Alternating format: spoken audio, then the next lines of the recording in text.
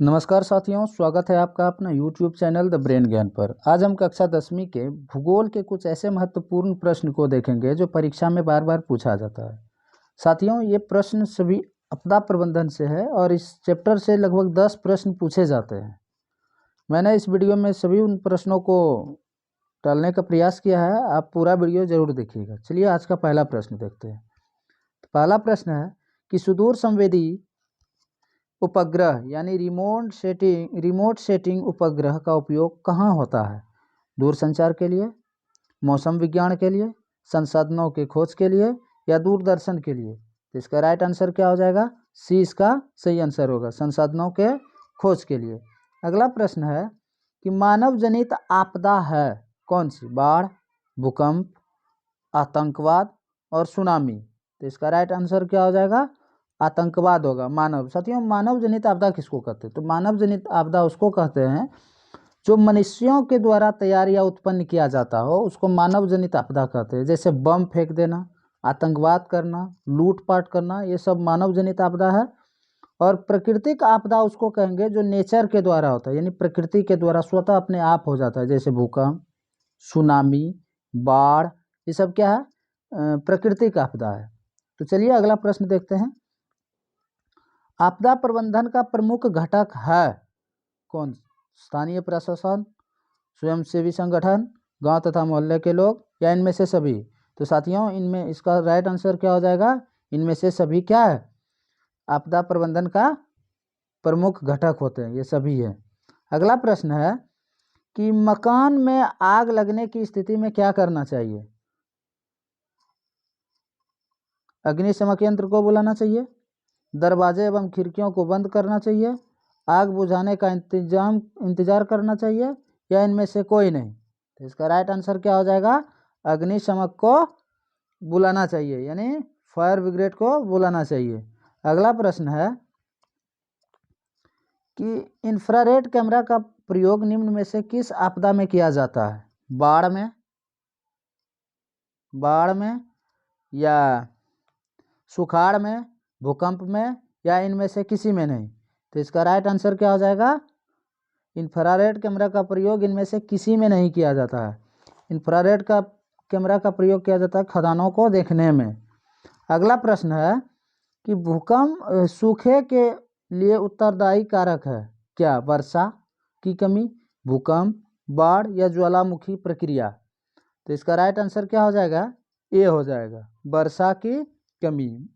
जब बारिश नहीं होगा तो सुखाड़ होगा। अगला प्रश्न है निम्नलिखित में कौन संचार सेवाओं का अंग है? समाचार पत्र, टेलीविजन, टेलीफोन या इनमें से सभी? साथियों, इसका राइट आंसर क्या हो जाएगा? इनमें से सभी हो जाएगा। अगला प्रश्न है सर्वाधिक भूस्खलन प्रवण राज्य है उत्तराखंड, ओडिशा, झारखंड या मध्य प्रदेश? तो इसका राइट आंसर क्या हो जाएगा? उत्तराखंड। उत्तराखंड में सबसे ज़्यादा पहाड़ी इलाका है साथियों, और वहाँ बर्फीला भी है, इसलिए वहाँ ज़्यादा भूस्खलन होती है। केदारनाथ शायद यहीं पड़ता है। अगला प्रश्न है कि बिहार का कौन सा भाग सर्वाधिक सूखा प्रवण है? उत्तर बिहार, दक्षिण बिहार, पूर्वी बिहार या पश्चिमी बिहार? तो साथियों, इसका राइट आंसर हो जाएगा क्या? सी हो जाएगा। इसका दक्षिण बिहार सर्वाधिक सूखा से ग्रसित होता है। ये उत्तर बिहार यानी दक्षिण बिहार में बांका जिला आता है, भागलपुर आता है। हम लोग बांका जिला से हैं। अगला प्रश्न है कि मलबे के नीचे दबे लोगों का पता लगाने के लिए किस यंत्र का प्रयोग किया जाता है? हेलीकॉप्टर, दूरबीन, इंफ्रारेड कैमरा या माइक्रोस्कोप? तो इसका राइट आंसर क्या हो जाएगा? सी हो जाएगा, इंफ्रारेड कैमरा। अगला प्रश्न है निम्नलिखित में कौन प्राकृतिक आपदा है? आग लगना, बम विस्फोट, भूकंप या रासायनिक दुर्घटना? तो इसका राइट आंसर क्या हो जाएगा? सी हो जाएगा। क्या हो जाएगा? भूकंप। ये क्या है? प्राकृतिक आपदा है। अगला प्रश्न है बिहार का शोक किस नदी को कहा जाता है? गंगा, कोसी, गंडक या सोन? साथियों, इसको क्या कहते हैं? कोसी को बिहार का शोक कहा जाता है। अगला प्रश्न है सुखाड़ क्या है? आपदा है, मानव जनित आपदा है, सामान्य आपदा है या इनमें से कोई नहीं? तो इसका राइट आंसर क्या हो जाएगा, ये आपदा है। अगला प्रश्न है, महासागर तल के कंपन का परिणाम है, यानी महासागर में जब कंपन होता है महासागर के अंदर तो क्या होता है, हिमस्खलन होता है, चक्रवात आता है, तूफानी आती है, या इनमें से कुछ नहीं। तो महासागर में जब भी होती है समुद्री घटना को क्या कहते हैं हम लोग, सुनामी कहते हैं। चक्रवात एक हवा होती है, हिमस्खलन बर्फ पिघलता है। अगला प्रश्न है, पृथ्वी की सतह पर पहुंचने वाली भूकंप तरंग को क्या कहते हैं, पी तरंग, एस तरंग, एल तरंग या टी तरंग। तो इसका राइट आंसर हो जाएगा क्या, पी तरंग कहते हैं। क्या कहते हैं, पी तरंग कहते हैं। अगला प्रश्न है, निम्नलिखित में कौन मानव जनित आपदा नहीं है, आतंकवाद, रेल दुर्घटना, सुनामी या सांप्रदायिक दंगा। साथियों इनमें से सी इसका राइट आंसर हो जाएगा, ये मानव जनित नहीं है, ये क्या है, प्राकृतिक आपदा है। अगला प्रश्न है कि बाढ़ के समय लोगों को निम्न में से किस स्थान पर जाना चाहिए, ऊंची भूमि वाले स्थान पर, गांव के बाहर जहां है उसी स्थान पर, या खेतों में। तो इसका राइट आंसर क्या हो जाएगा साथियों, इसका राइट आंसर हो जाएगा ए, ऊंचे भूमि पर जाना चाहिए। अगला प्रश्न है कि सुनामी का प्रमुख कारण क्या है, सुनामी का प्रमुख कारण क्या है, समुद्र में भूकंप आना, स्थानीय क्षेत्र में भूकंप आना, या पृथ्वी द्वीपीय पर भूकंप आना, या इनमें से कोई नहीं। तो इसका राइट आंसर क्या हो जाएगा साथियों, इसका राइट आंसर हो जाएगा 18 का ए हो जाएगा। क्या हो जाएगा, ए, भूकंप, समुद्र में भूकंप आना। अगला प्रश्न है, सुनामी किस स्थान पर आता है, स्थल पर, समुद्र में, आसमान में, या इनमें से कहीं नहीं। तो अभी तुरंत बताया है मैंने, किस में आता है, समुद्र में आता है। अगला प्रश्न है कि संचार का सबसे लोकप्रिय साधन क्या है, सार्वजनिक telephone, mobile phone, walkie talkie या रेडियो। तो इसका राइट आंसर हो जाएगा क्या, बी, मोबाइल फ़ोन। ये आजकल के ज़माने में सबके पास होता है। अगला प्रश्न है कि निम्न में से कौन प्राकृतिक आपदा नहीं है, सुनामी, बाढ़, आतंकवाद या भूकंप। तो इसका राइट आंसर क्या होगा, आतंकवाद। ये क्या है, मानव निर्मित आपदा है, यानी मानव जनित आपदा है, और ये सब क्या है, प्राकृतिक आपदा है। अगला प्रश्न है,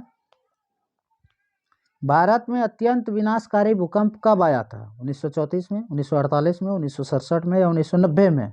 तो इसका राइट का आंसर क्या हो जाएगा, 1934 में आया था। कब आया था, 1934 में भयंकर भूकंप आया था। अगला प्रश्न है, नदियों में बाढ़ आने का प्रमुख कारण क्या है, जल की अधिकता, नदी की तली में अवसाद का जमाव, वर्षा की अधिकता, या इनमें से कोई नहीं। तो इसका राइट आंसर क्या हो जाएगा साथियों, सी, वर्षा की अधिकता हो जाएगा। अगला प्रश्न है, भूकंप केंद्र के ऊर्ध्वाधर पृथ्वी पर स्थित केंद्र को क्या कहा जाता है, भूकंप केंद्र, अधिकेंद्र, केंद्र, या इनमें से कोई नहीं। तो इसका राइट आंसर हो जाएगा क्या, इनमें से कोई नहीं। अगला प्रश्न है, इसके केंद्र, ऊर्ध्वाधर केंद्र को क्या कहा जाता है साथियों, आप लोग इसका जवाब कमेंट बॉक्स में बताइएगा। अगला प्रश्न है, भूकंप संभावित क्षेत्र में भवनों की आकृति कैसी होनी चाहिए, यानी जिस क्षेत्र में ज़्यादा भूकंप आते हैं वहाँ के मकान को कैसे बनाना चाहिए, अंडाकार, त्रिभुजाकार, चकोर या आयताकार। तो इसका राइट आंसर क्या होगा, आयताकार बनाना चाहिए। अगला प्रश्न है कि बाढ़ क्या है, इससे पहले भी मैंने ये प्रश्न को बताया है साथियों, प्राकृतिक आपदा, मानव जनित आपदा, सामान्य आपदा, या इनमें से कोई नहीं। तो ये क्या है, प्राकृतिक आपदा है। अगला प्रश्न है, बाढ़ से सबसे अधिक हानि होती है किसको, फसलों को, पशुओं को, भवनों को, और प्रयुक्त में से सभी को। तो इसका राइट आंसर क्या हो जाएगा, सभी को होता है इसकी हानि। अगला प्रश्न है, सूखा किस प्रकार का आपदा है, प्राकृतिक आपदा, मानव जनित आपदा, सामान्य आपदा, या इनमें से कोई नहीं। तो इसका राइट आंसर क्या हो जाएगा, प्राकृतिक आपदा। अगला प्रश्न है, निम्न में इनमें से मानव जनित आपदा कौन से है, सांप्रदायिक दंगे, आतंकवाद, महामारी, या इनमें से सभी। तो इसका राइट आंसर क्या हो जाएगा, डी। क्या हो जाएगा, डी। साथियों महामारी कहते हैं जैसे कोरोना जैसे बीमारी को, ये मानव जनित आपदा है। अगला प्रश्न है, बिहार का कौन सा क्षेत्र बाढ़ से ग्रस्त है? पूर्वी बिहार, पश्चिमी बिहार, दक्षिण बिहार या उत्तरी बिहार? तो इसका राइट आंसर क्या हो जाएगा साथियों? इसका राइट आंसर हो जाएगा पूर्वी बिहार। इसका उत्तर बिहार भी बाढ़ से ज़्यादा ग्रसित होता है साथियों। उत्तर बिहार में भी बाढ़ की समस्या बहुत ज़्यादा होता है। तो अगला प्रश्न है, 20 दिसंबर 2004 को विश्व के किस हिस्से में भयंकर सुनामी आया था? एशिया, पश्चिम एशिया, प्रशांत महासागर, अटलांटिक महासागर या बंगाल की खाड़ी में? तो इसका राइट आंसर हो जाएगा क्या? बंगाल की खाड़ी में। अगला प्रश्न है कि सुखाड़ होता है जल के अभाव में, मिट्टी के नमी के अभाव में, मिट्टी के क्षय के कारण या मिट्टी की लवणता के कारण? तो इसका राइट आंसर क्या हो जाएगा? इसका राइट आंसर हो जाएगा ए, जल के अभाव के कारण क्या होती है? सुखाड़ आती है। अगला प्रश्न है कि मानव में आग लगने की स्थिति में जले हुए स्थान पर क्या प्राथमिक उपचार करना चाहिए?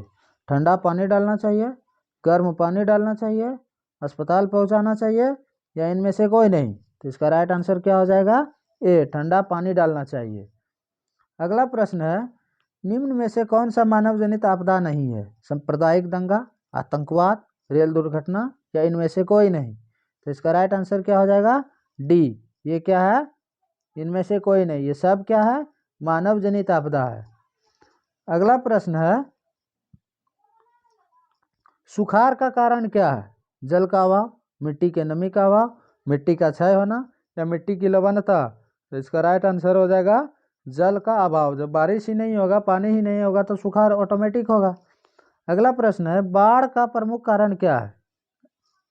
बाढ़ का प्रमुख कारण क्या है? ये प्रश्न मैंने अभी जस्ट पहले बताया है। जल की अधिकता, नदी के तलियों में, यानी इसका राइट आंसर क्या हो जाएगा साथियों? डी हो जाएगा। इनमें से सभी क्या है? बाढ़ के कारण है।